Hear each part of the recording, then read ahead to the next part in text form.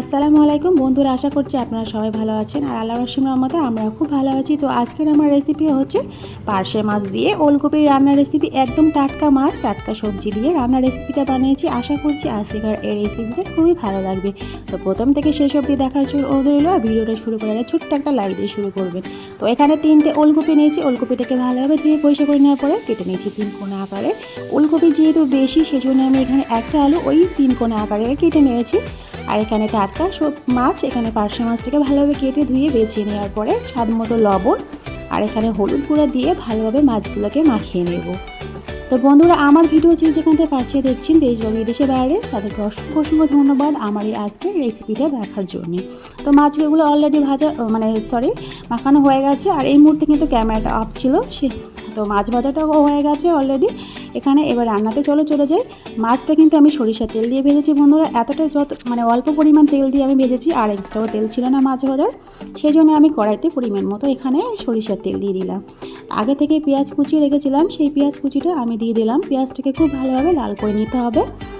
তো বন্ধুরা, আমার চ্যানেলে যারা এখনও নতুন, প্লিজ তোমাদের যদি এতটুকু পরিমাণ আজকের এই রেসিপিটা যদি ভালো লেগে থাকে তাহলে প্লিজ সাবস্ক্রাইব করে পাশে থেকে যেতে পারেন। এখানে ওলকপি যে কেটে রেখেছিলাম আলু, সেইগুলো দিয়ে এবার পেঁয়াজের সঙ্গে 5 মিনিট ধরে ভেজে নিতে হবে। এই ভাজার ক্ষেত্রে কিন্তু সবজি এর উপর নির্ভর করছে টেস্ট। এইভাবে যদি ভাজা করে ওলকপির রান্নার রেসিপিটা খুবই ভালো লাগবে বন্ধুরা। একবার হলেও বাসায় ট্রাই করে দেখবেন এইভাবে রান্নার রেসিপিটা। এখানে স্বাদ মতো লবণ দিয়ে দিলাম ওলকপিতে। ওলকপির যে একটা গন্ধ থাকে সেই গন্ধটা আর থাকবে না। এবং খুব ভালোভাবে ভেজে নিতে হবে, আলাদা করে আর ভাজতে হবে না। আমি একদম পেঁয়াজের সঙ্গে আর ওলকপিটা খুব ভালোভাবে ভেজে নেব। তো এখানে লঙ্কা গুঁড়ো দিয়ে দিলাম, ঝাল লঙ্কা। এটা কিন্তু ঝাল লঙ্কা, কোনো কাশ্মীরি লঙ্কা নয়। আপনারা কিন্তু ঝালটা কম বেশি বাড়িয়ে কমিয়ে নিতে পারেন। আর কাঁচা লঙ্কা আমি কিছুটা চিড়ে আমি এখানে দিয়ে দিলাম। তবে কিন্তু বন্ধুরা, এই শীতকালে যে কিন্তু ঝাল ঝাল হলে কিন্তু খেতে কিন্তু বেশি ভালো লাগে সবজি।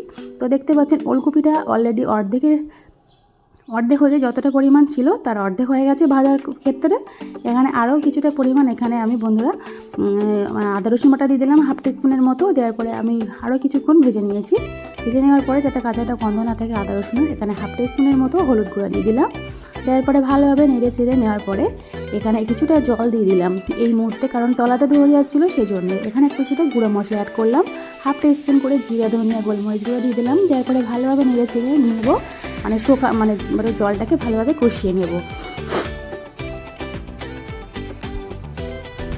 তো আমার ভালোভাবে একদম কষানো পারফেক্ট হয়ে গিয়েছে। এবারে সিদ্ধ করার জন্য আরও কিছুটা পরিমাণ এখানে জল অ্যাড করব। যেহেতু ওলকপি কিন্তু একটু শক্ত, তবে ধৈর্য সমাদরে একটু রান্না করতে হবে। তো আরও কিছুটা পরিমাণ এখানে জল দিয়ে দিলাম বন্ধুরা। দেওয়ার পরে ঢাকনা চাপা দিয়ে আমি রান্নাটা করে নেব সিদ্ধ করার জন্যে। আমার বন্ধুরা প্রত্যেক দিন আর ভিডিও দিতে পারছি না, আমার ছেলের এক্সাম হচ্ছে ফাইনাল, সেজন্য আমি আর এই মুহূর্তে আমি আর প্রত্যেক দিনের আমি ভিডিও দিতে পারছি না বন্ধুরা। তবে তোমরা পাশে থাকলেই আমি এগিয়ে যেতে পারবো, কথা দিচ্ছি। তো এখানে একদম ঢাকনা চাপা দিয়ে দেখতে পাচ্ছ আমার অলরেডি ওলকপিটাও সিদ্ধ হয়ে গেছে আর ভালোভাবে একদম কষানো হয়ে গেছে। তো এখানে আমি জল দেব। এবারে ভালো পরিমাণ মতো জলটা দিয়ে দিলাম। জল দেওয়ার পরে এবারে ভালোভাবে ঝোলটাকে ফুটে গেছে। এবার মাছগুলো আমি যে ভেজে রেখেছিলাম সেই মাছগুলো আমি এখানে দিয়ে দিলাম। দেওয়ার পরে ভালোভাবে মাছগুলোকে আমি ঝোলের সাথে ভালোভাবে ফুটিয়ে নেব। তো এখানে ঢাকনা চাপা দিয়ে 5 মিনিটের মতো আমি এখানে ফুটিয়ে নেব, যেহেতু আমার অলরেডি ওলকপিটা সিদ্ধ হয়ে যাওয়ার জন্য।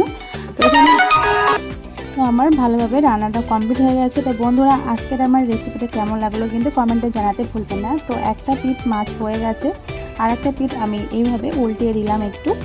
তো এইভাবে আরও কিছুক্ষণ 2 মিনিটের মতো আমি আরেকটু কিছুক্ষণের জন্য ফুটিয়ে নেব। তো আমার অলরেডি এই রেসিপিটা হয়ে গেছে, ওলকপি দিয়ে মাছ, টাটকা মাছ দিয়ে রেসিপিটা। তো বন্ধুরা, আজকের এই পর্যন্ত। আবার অন্য একটা রেসিপি নিয়ে হাজির হব আপনাদের সামনে। তবে ঝোলটা কম বেশি বাড়িয়ে কমিয়ে নিতে পারবেন আপনারা আপনাদের পছন্দের মতো। খোদা হাফেজ।